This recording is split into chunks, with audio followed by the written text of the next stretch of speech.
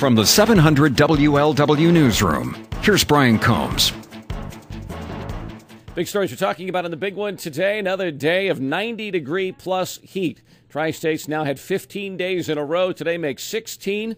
Tomorrow, we could tie the all-time record set back in 1901 for 17 days in a row with a summer heat wave. Tri-State's going to see a high tomorrow of 94. The one day that could be right on the border is Wednesday. Not clear if we'll break the record. Depends on whether or not clouds roll in and thunderstorms. Have to wait and see. Really, though, for the most part, no relief in sight in the forecast from these hot, humid conditions.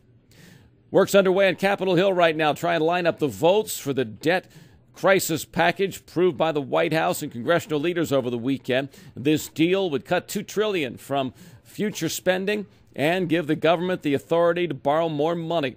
It was worked out late last night at the White House. John Boehner's been working Republicans today, while the Democrats work members of their own party. Several Tea Party Republicans have already said they won't vote for it. Expected that the House will vote first. That'll be sometime this evening, followed by the Senate vote. Tomorrow is the deadline to get the deal done, so the U.S. won't have to default on any loans. We thought there'd be a rally on Wall Street today because of the debt deal being worked out over the weekend. The Dow started up, but has been falling ever since. Stay with 700 WLW and 700WLW.com all day for the latest on the budget.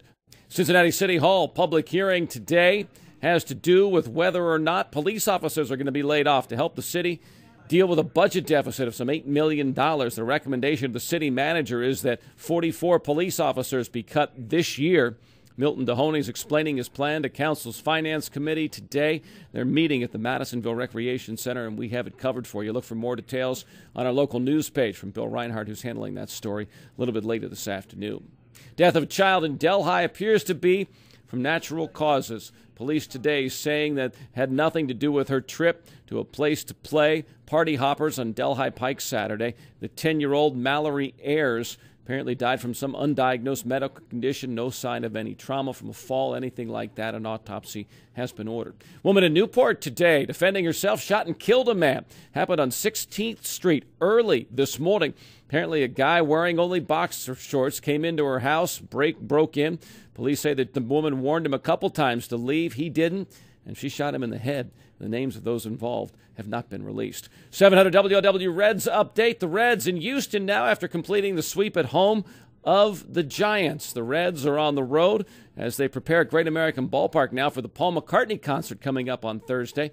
Reds play Houston next 3 days, then move on to Colorado. They come back to Cincinnati on Monday of next week, so it'll be a quick turnaround for the stadium crew, setting up the stage for McCartney, then having to tear it down. Reds on radio tonight. Airtime is 7:10.